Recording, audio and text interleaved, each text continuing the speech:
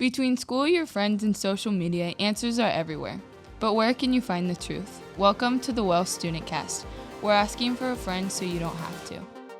What's up, guys, and welcome back to the StudentCast. It's Ka'eo, and I'm here with your friend, Brynn. What's up, guys? We're back asking a question for a friend so you don't have to. I am so glad to be back, Brynn. It's been a long time. Yes, we're so excited. And today, we're asking the question for a friend of, can I fight my friend? Like boxing? No, I think we're talking a little bit more like conflict, but the girls that we saw in and out last night would say you could fight your friend. It was kind of intense. It was. There was these girls. We all go to In-N-Out as leaders after the Well High School on Wednesday nights, and there was these girls who got in a fight in the parking lot, and I was so nervous. Yeah, I just chose to eat my burger and pretend conflict didn't exist. Yeah, I stood up and was like, oh my gosh, do I need to go break up a fight right now? And fight or flight kind of kicked in, and instead I chose the third option of freeze. Yeah, I think I would also freeze when, what's that guy who slapped that other guy? Oh my gosh, Will Smith Yes, slapping Chris Rock. I would have just been like, I don't know what's happening. Is this Yeah, real? I think I would just run away. I'm not good in those kind of moments. Yes, but we're not talking about that fight. We're talking about like conflict between two people who are, I guess, maybe in relationship as far as friendships or just acquaintances, things like that, right? Conflicting. Except conflicting sounds weird. Conflict sounds like such a churchy word for fight. Yeah. But I think conflict is kind of, I don't know. We looked up, because you guys know the drill. I had to talk to my guy, Merriam-Webster. We really need to bring him on. We need to bring Merriam-Webster on, but had to look it up, had to talk with him and see what his definition of conflict is. And Merriam-Webster said, conflict is to be different, opposed, or contradictory, to fail to be in agreement or accord. I don't know what accord means. Okay. I'm really bad at vocab, but so that doesn't help me that much. Okay, well, like if we were going to define it for our friends, we'd probably say it's just like we're like, hey, like feelings are hurt. I hurt your feelings. Maybe you hurt mine. And now our relationship seems a little bit different. It's not what it used to be. Yeah. Something's off, and there probably needs to be a conversation that happens. So I feel like that's helpful. Yeah, I think so too. So if that's you, listen up. And also, conflict happens every day. Honestly, it does. I just don't think we're aware or we choose to engage in because there's a fear that comes around conflict, Brynn, right? Totally, there is fear. I think something for me is that I get afraid that the relationship won't be the same after we have conflict. Like, we can kind of keep pushing this under the rug and act fine, and we never have to acknowledge this, and so our relationship will never change, which probably isn't healthy. That's probably not healthy for the dynamic and growing of a relationship. I choose to like fake peace too, where I'm just like, you may have heard like peace fakers or peace breakers. I'm definitely a peace faker. It's like, look, if we just pretend it doesn't exist, we're fine, because I'm afraid that if conflict does happen, our relationship ends. Yeah, totally. And I think what I've seen play out in my own relationships, especially in high school, was it would like, we'd shove everything under the rug. We'd never acknowledge it because we were afraid of that conflict breaking our relationship apart. And then it would blow up at one point. And it would be like novel long texts of like, here's all these things that I've been mad at you for.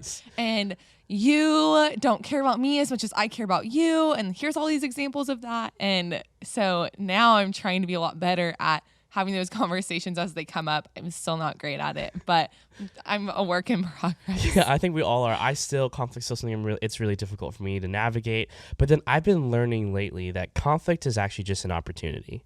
It's an opportunity for us just to fight for relationship versus thinking that we're fighting each other. Totally. Yeah, I have really had to grow in that area of just really viewing conflict as we're fighting for our relationship together by having that conversation. Exactly. We're not fighting against the other person. Which is what we always think it is, because like movies and TV shows, it's always just like this dramatic thing. Like things are flying everywhere. Yes. And like Kim Kardashian moment, throwing water at each other, hitting each other with a purse. Yeah. That's just what it is. And I think we have to understand maybe like if that's what conflict is, we have to recognize that there's ways that we respond.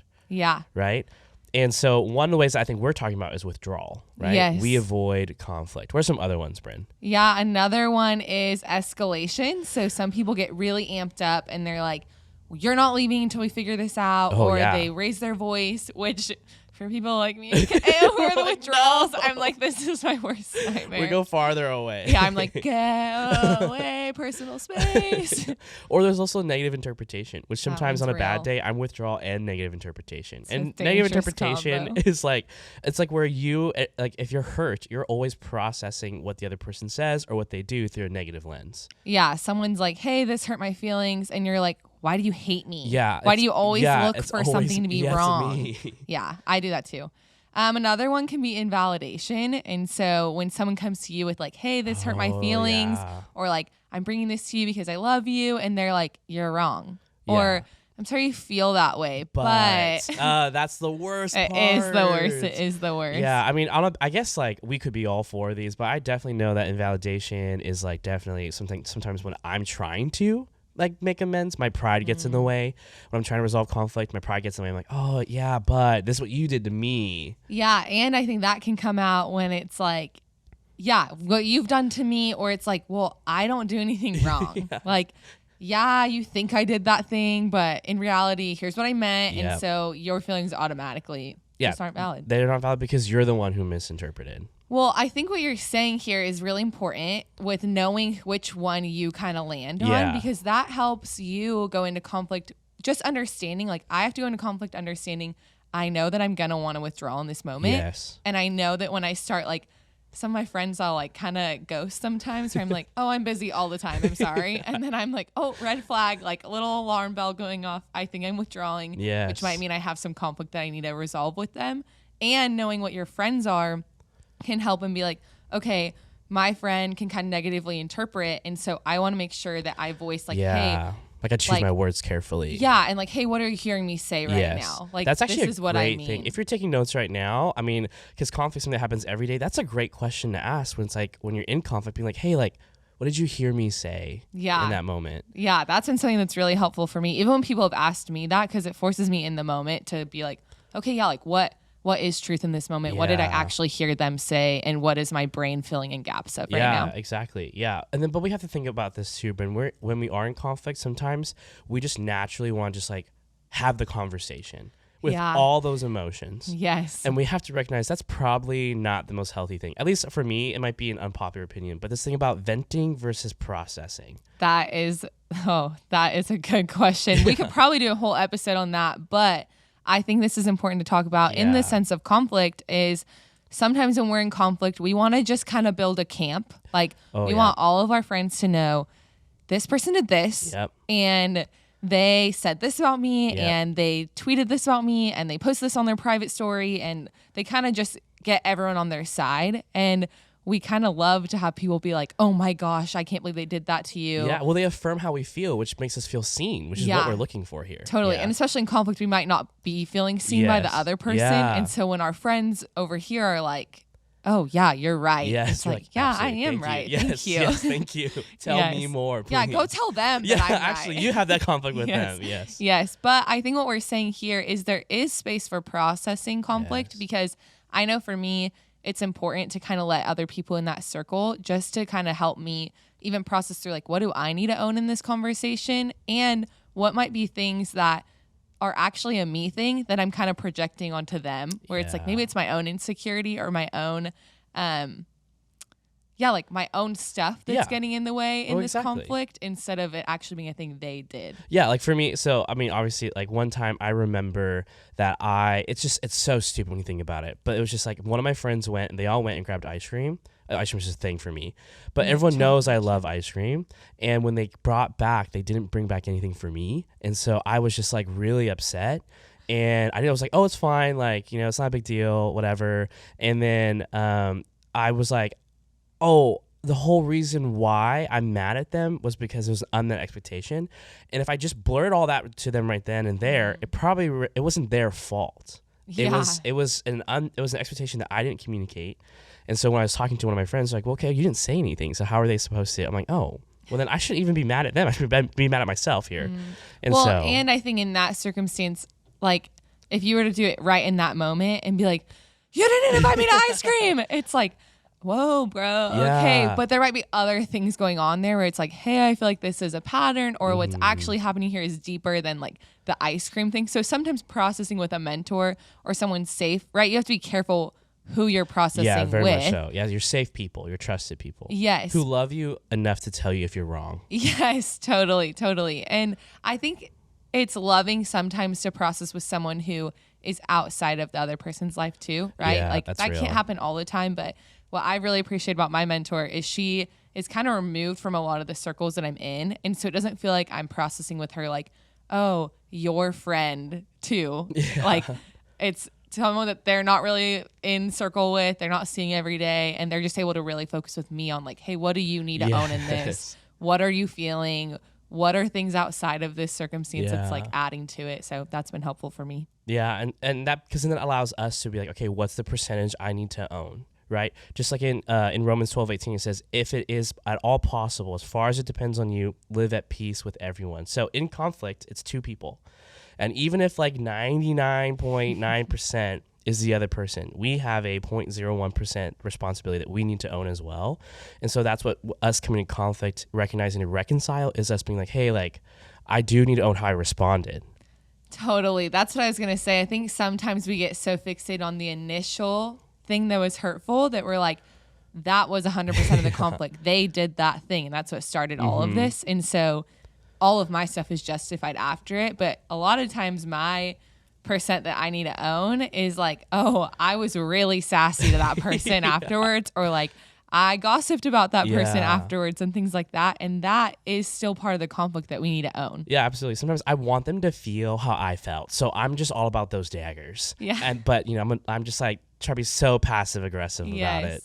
Ugh, yeah. It's the worst. What about like, I don't know, 2% could be when you post on your private story and it's like, I don't know. I saw one the other day that was like, I think they had said something. Yeah. And the friend slid up on it, was like, is this about me? Yeah. And they responded to the friend, no. But then they posted again saying, if the shoe fits, wear it. Stop. I'm like, oh no. It's totally them then. Yes. Yeah. So those private stories are dangerous. They are very dangerous. And honestly, it's like, okay, so like that's what conflict is. I mean, we're very familiar with it.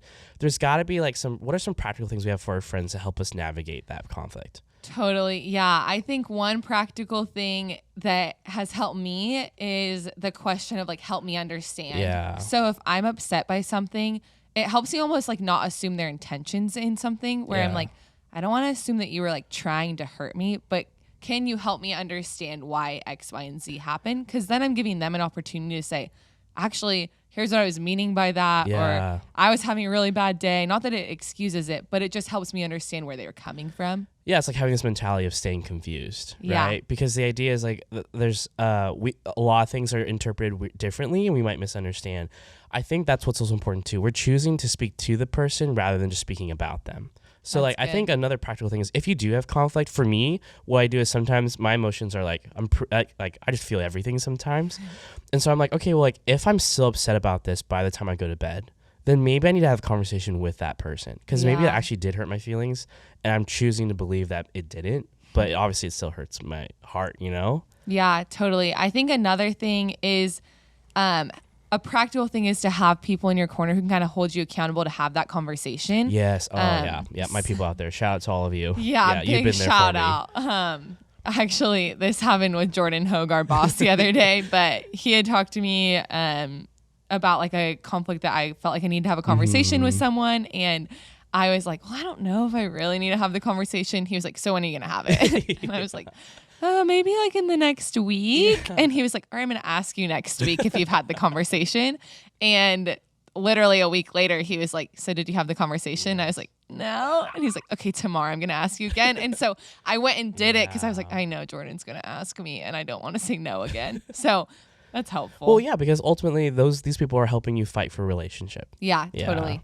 What's another practical way to do think conflict? Probably for me, and it sounds so cliche, but honestly, before we even have these conversations, I found that if I pray for the person, like honestly pray for the person, but hey, Lord, like help me see them as you see them. Totally. That helps me humanize them. And so it's not like where it's like big, enemy number one, all the cause of my pain, and then me, the victim. You know what I mean? Yeah, totally. And I think it just sets our heart in the right place, right? Like we are for them as a brother or sister in Christ. So we're not against each other in this moment. Yeah, absolutely. And so, I would say for some of you who are in conflict, just to summarize, you want to make sure that you stay confused. You ask questions more than accuse. You talk to the person versus talking about them and building camps. Process with people who you trust and pray for them. Yeah, absolutely. That's so good. Well, I'm so glad we got to have this conversation and kind of start answering that question. Yeah, I feel like this might be a part one of a long series because conflict happens all the time. All the time. Yeah, well, we're just so excited. We always love getting to hang with you guys, and we can't wait to see you guys in 2 weeks on the Well StudentCast. Can't wait. See you guys. We Bye. Out. Bye. Thank you for listening to this episode of the Well StudentCast. As always, don't forget to subscribe and tell your friends about us. For more information about the Well Student Ministries, visit thewellcommunity.org/students.